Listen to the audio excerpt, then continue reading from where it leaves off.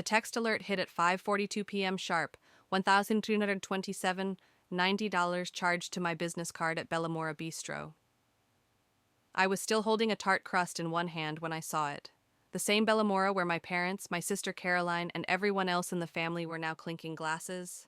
The same place they'd just decided to host my mother's birthday.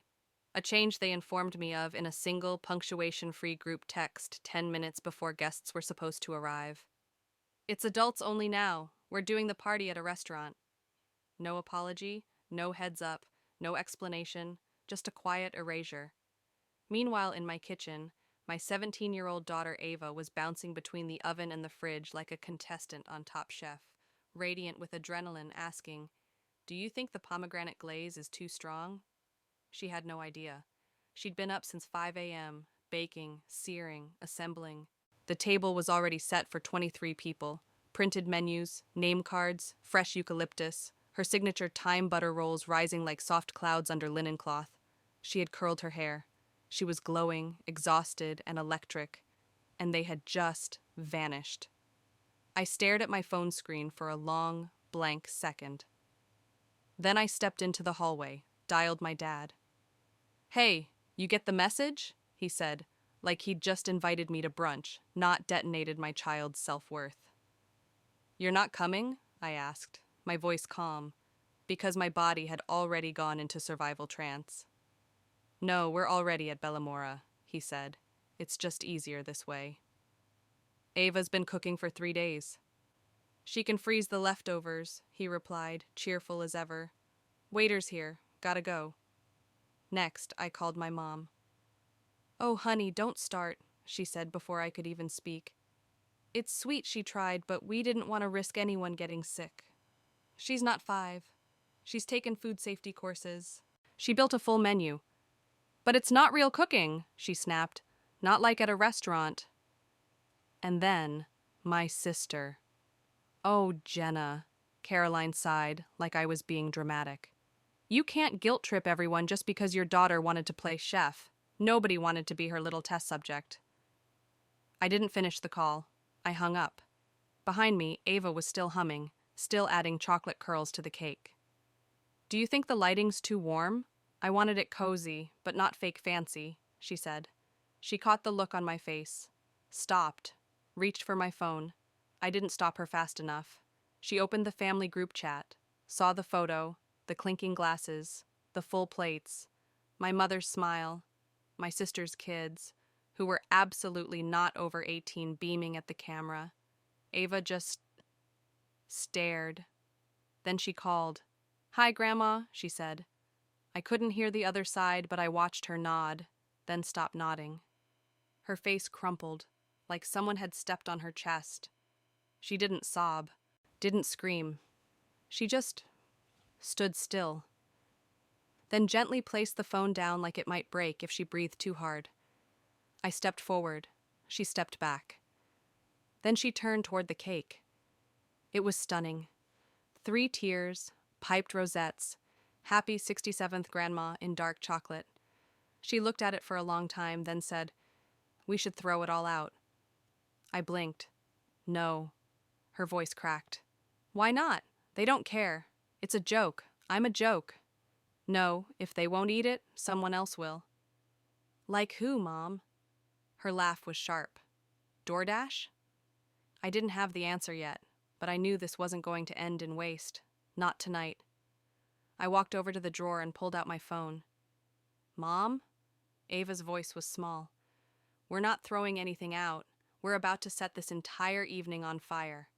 She stared at me like I'd lost it. "You're being dramatic." "Maybe," I said, dialing, "but not wrong."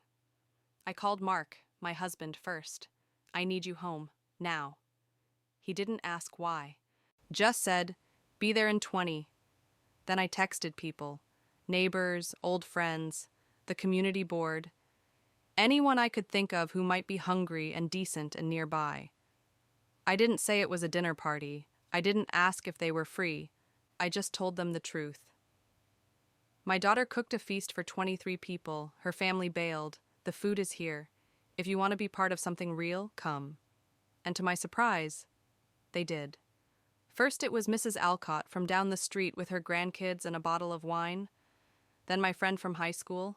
Then Sam, my cousin from Dad's side, who was always too political for family events, which was code for calls out toxic behavior. Within the hour, our driveway filled up. Ava stood in the hallway, stunned. "What are you doing?" "I'm salvaging what's left of your dignity. And dessert. Grab the extra chairs." She shook her head, frozen. "You cooked for ghosts," I whispered. "Now feed the living." She didn't move, but something in her eyes shifted. If you've ever been left out after giving it your all, type 1 in the comments. At 6:43 p.m., just as I was dragging a folding chair out of the garage, I got another notification, this time from LinkedIn. Caroline Sterling has been endorsed for event planning, team leadership, and public relations.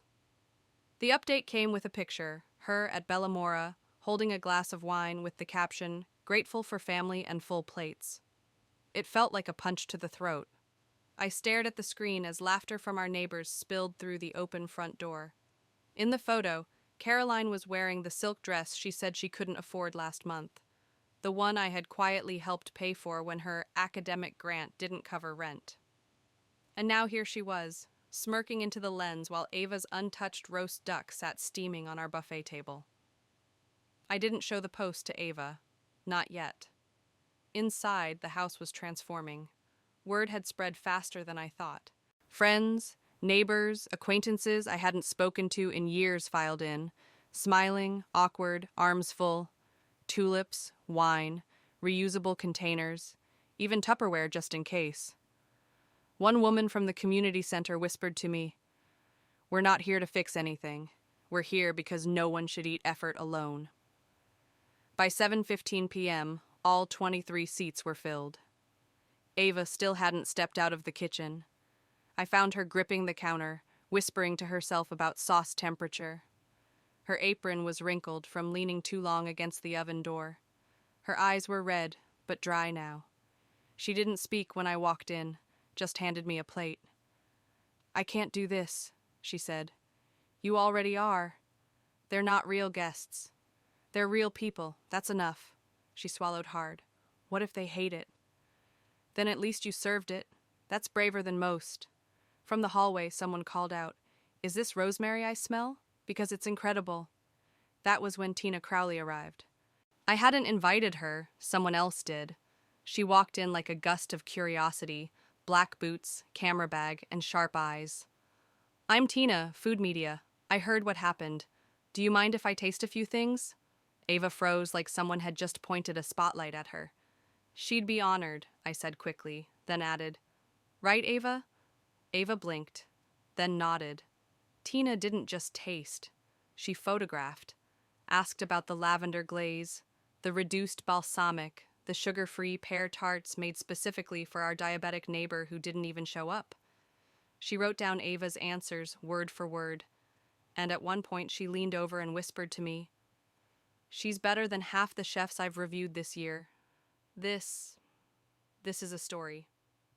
My chest tightened, not with pride, but with protective panic. "Tell the story right." "I will," Tina said. "Trust me." Eventually, Ava stepped out with the first appetizer, her hands shaking but steady. The room quieted. Forks lifted, then, "Oh my God, oh my, what is this glaze? This is better than anything we've had at Bellamora." "Wait, is this teen really the one who cooked this?" Murmurs turned into murmurs of awe. By the second course, people were clapping. By dessert, someone stood to toast Ava. "To the girl who cooked a banquet for ghosts and still served it with grace." Ava smiled. It was tight, but it was real. And then, as if the universe was in on the timing, someone placed a second cake on the table. Store-bought, chocolate fudge, meant as backup in case things went south. The crowd insisted Ava cut hers instead. She did. And for the first time all night, her hands didn't shake. Later that evening, as I cleaned up the plates, I opened my business email and found a message from a culinary program I recognized instantly. The one Ava used to whisper about like it was Hogwarts. Subject: Spotlight request, teen chef story. Body: We read the article. Would love to speak with Ava. I didn't respond yet, just stared.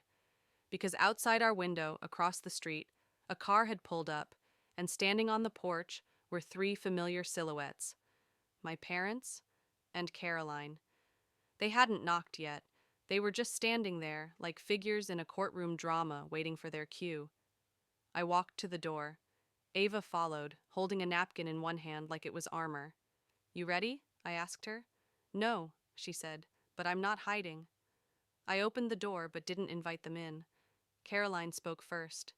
You have no idea what you've done to our reputation. My mother's jaw was tight.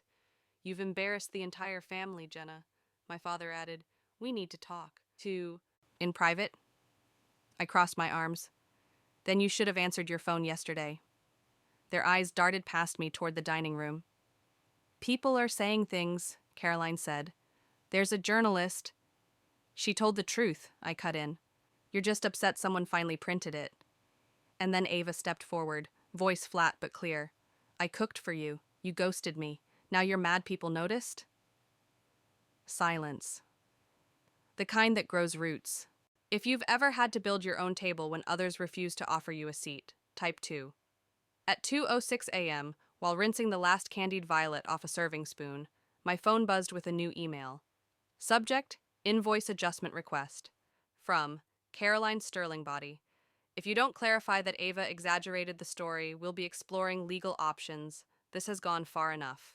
She attached a PDF labeled Correction Template, DocX, a pre-written statement for me to post online, essentially claiming the article had been taken out of context.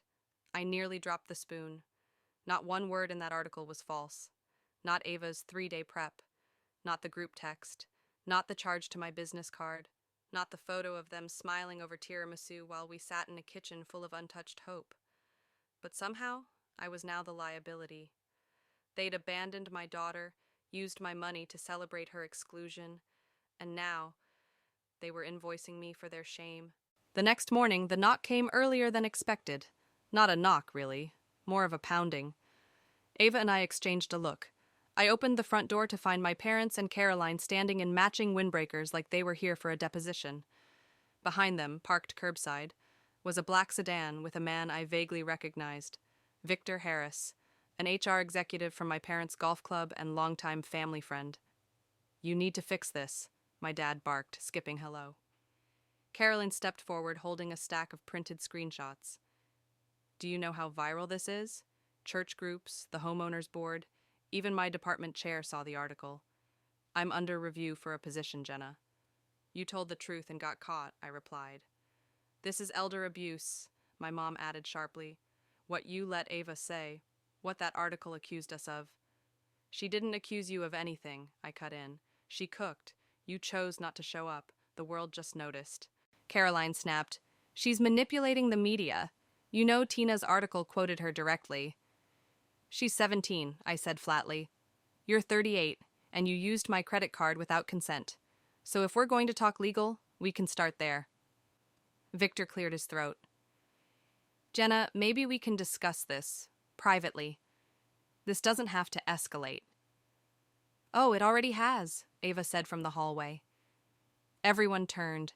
She stood barefoot, arms crossed over a flour-dusted sweatshirt, eyes hard as quartz.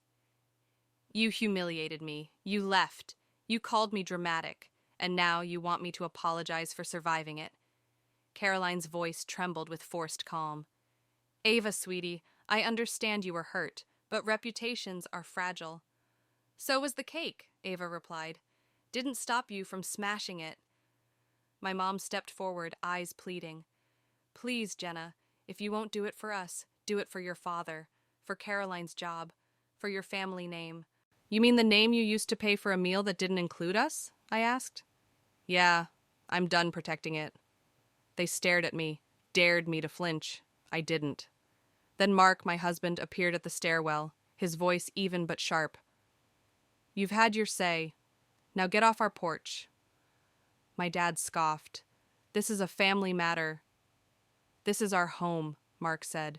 You don't get to hurt my daughter twice. Not today. Not ever. A silence followed, thick and hot like summer asphalt. Caroline muttered something about defamation. My mom said, "We'll see you in court." I nodded. "You can send the invoice there too." They left, but the silence stayed. Later that day, a new video surfaced, posted by our neighbor Jeff. He'd live-streamed the entire confrontation, title and all. The grandparents from the viral Teen Chef story show up screaming. The internet did what the internet does. It roasted them alive. Imagine being this bitter over a birthday cake. They sound like villains from a bad holiday movie. My mom would have framed that menu and cried with pride. By midnight, Ava's inbox was full. A bakery asking if she'd do an internship. A culinary school offering a scholarship interview. A retired chef inviting her to stage for the summer. She sat on the couch, reading the messages one by one, eyes wide and unbelieving. "You think they meant it?" she asked. "Yes," I said. "Because you earned it." Then she looked at me. "What if they come back?" I smiled. "Then they'll find the door locked. This time, we send them the bill." If you've ever had to defend your worth against the people who should have protected it, type 3.